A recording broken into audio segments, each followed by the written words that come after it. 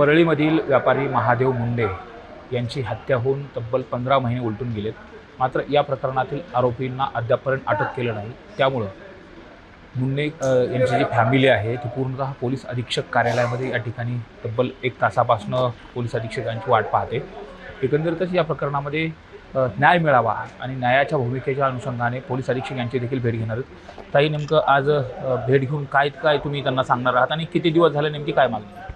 आमची एवढीच मागणी आहे की SP सरांना मी एवढी मागणी करणार की आम्हाला 8 दिवसात आमचे आरोपी अटक केले पाहिजेत. नाहीतर मग आज अर्धी मी इथं SP ऑफिससमोर येऊन आमरण उपोषण करणार आहे. मात्र काही तपास काय झाला आहे का, काय नेमकं घडलं होतं आणि त्यानंतर पोलीस प्रशासन असेल, एकंदरीत हे सगळी जी तुम्ही मागच्या वेळेस न्यूज18 लोकमतनं तुमचा आवाज महाराष्ट्राला दाखवला होता, त्यानंतर काही प्रक्रिया झाल्या का? जसं की पोलीस उपविभागीय अधिकाऱ्याकडे हा तपास देण्यात आला होता. नाही, त्यांनी काही फॉलोच दिला नाही ना. रात्री बाईट घेतल्याच्या नंतर थोडंसं भावाला फॉलो दिला की काहीतरी 12 नावं निष्पन्न केले, म्हणजे घेतली आहेत म्हणून. पण त्यांची नावं आम्हाला सांगितली नाहीत. फक्त आम्ही एवढंच, आम्हाला नावाहून ते काही गरज नाही, आम्हाला फक्त आरोपी अटक पाहिजे. तर हे 8 दिवसात आमच्या आरोपीचं अटक झाले तर बरेच, नाही तर मग आम्ही आमरण उपोषण करणार आहोत म्हणून ही सांगायला त्यांना तोंडी निवेदन द्यायला मी आले आहे आज. मात्र या अगोदर काही पोलीस अधीक्षक यांच्याशी बोलणं झालं होतं का? तुम्ही तशी 2-3 वेळेस पोलीस अधीक्षकांची भेट देखील घेतली. आता पोलिसांकडून काय अपेक्षा आहे, नेमकी कशा पद्धतीने झालं पाहिजे? पोलिसांकडून एवढीच अपेक्षा आहे की आम्हाला न्याय पाहिजे आणि आमचे आरोपी तात्काळ अटक केले पाहिजेत. नाहीतर तुमच्याच्याने होत नसलं तर डायरेक्ट SIT आणि CIDला तुम्ही प्रकरण द्या ना. तुमच्याच्यानं जर आरोपी अटक करणं होत नाही तर त्यांच्या पद्धतीनं त्यांना करू द्यात. हे पण सांगायचं आहे मला SP सरांना. मात्र तब्बल 15 महिने झालेले आहेत आणि या 15 महिन्याच्या कालावधीमध्ये मागच्या वेळेस जसं तुम्ही म्हटलं होतं की आरोपींना अटक करण्यापर्यंत काही पोलीस अधिकारी गेले होते, पण त्यांच्यावरती दबाव आणला गेला आणि परत ते पुढं काही झालं नाही त्या प्रकरणाचं. नेमकं हे काय घडलं होतं आणि आता हे अशा पद्धतीने घडू नये यासाठी आता काय म्हणणं असेल तुम्हाला? गृहमंत्र्यांना काय सांगणं असेल, मुख्यमंत्र्यांना? गृहमंत्र्यांना आणि मुख्यमंत्र्यांना एवढंच सांगायचं आहे की माझ्या नवऱ्याला न्याय द्या. न्याय द्या आणि कोणत्या बी परिस्थितीमध्ये तुम्हाला जर असा तपास होत नाही, आता चोरमुले सर जे आहेत, ज्यावेळेस घटना झाली त्यांना पंचनामा त्यांनीच केलेला आहे, त्यांना तर पुरेपूर माहिती आहे. मग त्यांना आरोपी बी माहीत असतील ना, तरी पण 12 दिवस होऊन बी ते का आरोपी अटक करत नाहीत? मग मी रात्री बाईट घेतल्याच्या नंतरच त्यांनी 12 नावं म्हणून असे का सांगितले? मग अटक का केलं नाही त्यांना? अटक का केलं नाही म्हणून मी SP सरांना भेट देऊन म्हणणार आहे अटक करा 8 दिवसात. माझ्या 8 दिवसाच्या वर एक पण दिवस मी थांबणार नाही आणि मी इथं येऊन उपोषणाला बसणार आहे. आणखी पण पोलीस प्रशासनावरती तुमचा विश्वास नाही का? आणि ज्या पद्धतीने मागचे 15 महिने झालं हे सगळं तुम्ही भोगताय, ज्या पद्धतीने न्यायाच्या भूमिकेतनं काही पाऊल उचलायला पाहिजे तसे पाऊल उचललं गेलं नाही, आत्ता नेमका विश्वास आहे का? आणि पोलीस कशा पद्धतीने करतात? विश्वास नाही म्हणून तर इतकं चक्रा खावं लागतात ना. विश्वास जर असता, खरंच पोलिसांनी जर आम्हाला मदत करायची असती तर आमचा आरोपी 3 महिन्यातच त्यांनी अटक केला असता. मग असा प्रशासनावर विश्वास राहिला नाही म्हणून तर हे सगळी पळापळ होती ना. मग 1.5 वर्ष झाला, आता 16वा महिना चालू आहे, तरी पण ह्यांना का कळत नाही की आम्ही आरोपी अटक करावं? तरी पण अजून नावच सांगत आहेत आम्हाला.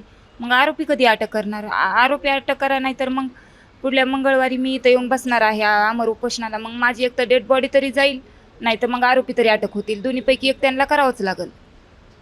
मात्र न्यायासाठी तुम्हाला इथं पोलीस अधीक्षक कार्यालयामध्ये खेटे मारावे लागत आहेत.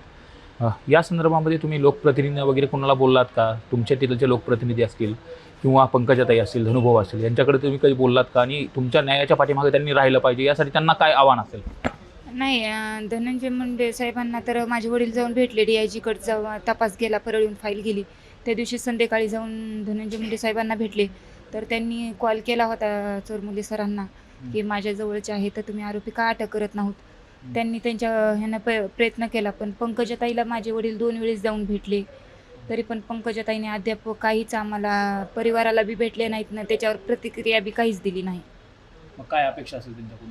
त्यांच्याकडून अपेक्षा एवढीच आहे की ताई तुम्ही आपल्या जवळचे आहात, आम्ही तुम्हाला म्हणजे एकदम पूर्णपणे मान देतो, तर तुम्ही आमच्या परिवाराला न्याय मिळवून देण्यासाठी सहकार्य करावं, एवढंच आव्हान आहे. आता हे लहान लहान लेकरं 15 महिन्यापासून उघडे आहेत, बाप नाही आहे यांचा आज, आणि या प्रत्येकाची अपेक्षा असते शाळेत गेल्यानंतर वडिलांना विचारणा केली जाते. आता ह्या मुलांचे नेमके काय उत्तर, त्यांची कशी समजूत काढतात? त्यांची समजूत काढण्याला काय, हेच थोडंसं धीर द्यावा लागतो त्यांना की आहे मी म्हणून. पुन्हा त्याचा मामा पाहतो, वडिलांसारखा त्यांचा मामा पाठिंबा खंबीर म्हणून आहे. पण त्यांच्या जे मनात दुःख आहे, जे माझ्या कपाळाचं कुंकू पुसलेलं आहे, ह्याचं कुणीच आम्हाला हे करू शकत नाही, सात्वन करू शकत नाही. मात्र कपाळाचं कुंकू गेलेलं आहे, पोलीस प्रशासन अशा पद्धतीने वागतंय. मग आता नेमकं अपेक्षा कुणाकडून आहे आणि ही अपेक्षा कशी पूर्ण झाली पाहिजे, त्या आरोपीला कशी कठोर शिक्षा केली पाहिजे? आता जो त्रास होतो तुमचा, तो त्रास तो खूप मोठ्या प्रमाणात. एवढीच आता आशेची किरण सुरेश साहेबांनी जे प्रकरण उघडं केलं त्याच्यात जर आशेची किरण भेटली म्हणून SP सरांकडे आता दोन वेळेस मी गेल्या वेळेस आले, आता पण आले. आता मात्र तिसऱ्या वेळेस आलीस माझी बॉडी तरी जाईल, नाही तर माझ्या नवऱ्याचे आरोपी तरी ह्यांना अटक करून द्यावं लागतील मला. आता शेवटी न्याय वाट पाहून आता कंटाळा आला आता. हां, कंटाळून गेले का तर मला लेकरांचं बी बघणं भाग आहे. मग एकतर मला न्याय तरी पाहिजे, नाही तर मग मला तरी इथं हे करा, तुम्ही डायरेक्ट संपवून टाका. माझी फॅमिली आहे ना, मग आम्हा फॅमिलीला तरी संपवून टाका, नाही तर माझ्या नवऱ्याचे आरोपी तरी अटक करा. दोन्हीपैकी एक करा तुम्ही. मग तुम्हाला कोण न्याय मागणार आहे? माझ्या मुलांचं शिवाय माझ्याशिवाय न्याय मागणारं कोण आहे तुम्हाला? मला एवढंच म्हणायचं आहे की न्याय तरी द्या, नाही तर मग आम्हाला तरी संपवून टाका. शेवटचा पर्याय हेच बाकी. मात्र आपण जर बघितलं संतोष देशमुख हत्या प्रकरणामध्ये आरोपींना काही अटक केली, एक जण आरोपी अटक करायला राहिले, पण ज्या पद्धतीने तिथं तातडी पोलिसांनी दाखवली, प्रशासनाने सगळ्यांनी दाखवली, तुमच्या बाबतीमध्ये तसं केलं गेलं पाहिजे. आणि यासाठी काय नेमकी मुख्यमंत्र्याकडे मागणी असेल? मग आमच्याकडे फक्त राजकीय सपोर्ट नाही ना, संतोष भैया देशमुखकडे राजकीय सपोर्ट आहे, त्याच्यामुळे त्यांचं प्रकरण उचलून जास्त घेण्यात आलं. आमच्याकडं काय? आमच्याकडं काहीच नाही ना, राजकीय सपोर्टच नाही. आम्ही एक मिडल क्लास फॅमिली, गरीब फॅमिलीमधून आहोत म्हणून आम्हाला न्याय नाही. किती अत्याचार करून सध्या आम्हाला न्याय नाही. मग हे पोलीस प्रशासनाला कळायला पाहिजे ना की आपण ह्यांना न्याय कुठंतरी कोणत्या तरी ह्याच्यातून हेतूतून द्यायला पाहिजे. एवढे 3 लेकरं पोरखे केलेत त्यांनी, एवढं तरी त्यांना कळायला पाहिजे की का केलेत, कारण तरी आम्हाला समजावं नाही की का अत्याचार केला एवढा म्हणून. अत्यंत निवृत्त पद्धतीने त्यांच्या डेड बॉडीवरती जे उरण होते ते खूप खोलवर आणि न्यायव्यवस्थेच्या म्हणजे न्यायालयाच्या समोर जो आवार आहे तहसीलच्या एवढ्या ठिकाणी टाकल्यानंतर सुद्धा प्रशासन असेल कुणी असेल अद्यापपर्यंत या प्रकरणावरती आरोपींना अटक केली जात नाही. यामुळे संताप सर्व स्तरातून व्यक्त केला जातोय. लोकांना काय आव्हान असेल आणि एकंदरीत जो समाज आहे सर्व समाजाने तुम्हाला कशा पद्धतीने सहकार्य केलं पाहिजे, का शेवटी न्याय नाही मिळाला तुम्ही सुद्धा रस्त्यावर उतरणार आहेत? रस्त्यावर उतरायचं काहीच नाही. मी आंदोलनाला इथं उपोषणाला बसलं ना, एक तर म्हणलं ना माझी डेड बॉडी तरी जाईल, नाहीतर आरोपी तरी मला न्याय तरी भेटेल. दोन्हीपैकी एक होणार. रस्त्यावर उतरून काय उपयोग आहे? मी इथं SP ऑफिस समोर बसूनच आहे, कारण माझं प्रशासनावरच आहे ना. दोष माझा प्रशासनालाच आहे, कारण सुरुवात त्यांनी प्रशासनाहूनच हे केली. मग दोन्हीपैकी एक करावंच लागेल त्यांना. एक तर आमची फॅमिली तरी हे करावं लागेल, नाहीतर न्याय तरी द्यावं लागेल. या आता पप्पाची भेट झालेली तर दीड वर्ष होऊन गेलेलं आहे. तब्बल आपण जर बघितलं तर 15-16 महिना होते. आठवण येते? हो येते ना. काम की ते आम्ही जेव्हा एक्झाम होती तेव्हा लास्टला भेटला होतो. पुन्हा कधी भेटला? भेट झाली.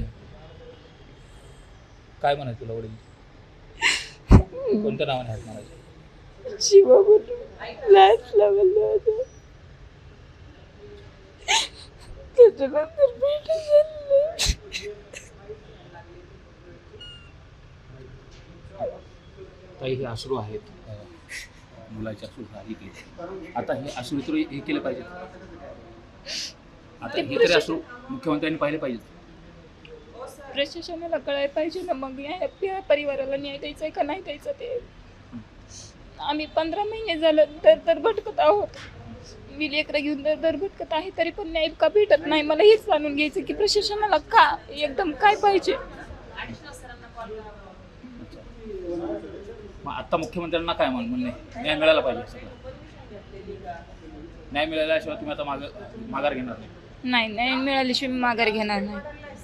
आज आरती येऊन मी इथं बसणार उपोषणाला. डायरेक्टली मग दोन्हीपैकी एक करावं लागेल. आरोपी तरी अटक करावं लागतील, नाही तर मग माझी बॉडी तरी परळीला जाईल. एवढंच होईल. आपण पाहतोय महादेव मुंडे यांची परळीमध्ये निघून हत्या करण्यात आली होती आणि ते कुटुंब न्यायासाठी आता पोलीस अधीक्षक कार्यालयामध्ये आलेले. इथं आल्यानंतर त्यांच्या डोळ्यामधले जे अश्रू आहेत ते अश्रू देखील पाहिल्यानंतर प्रत्येकाचं जे संवेदनशील काळीज आहे त्याला देखील अश्रू आल्याशिवाय राहणार नाहीत. मात्र एकंदरीत जी न्यायाची भूमिका आहे, न्यायाच्या दृष्टिकोनात पोलीस प्रशासन असेल, मुख्यमंत्री असतील यांनी न्याय मिळवून द्यावा अशी मागणी केली जाते. एवढंच नाही तर जर न्याय नाही मिळाला तर पोलीस अधीक्षक कार्यालयामध्ये उपोषण करणार. इथून एकतर माझी डेड बॉडी जाईल किंवा मला न्याय मिळेल अशी जी टोकाची भूमिका आहे ही महादेव मुंडे यांच्या पत्नी ज्ञानेश्वरी मुंडे यांनी घेतली.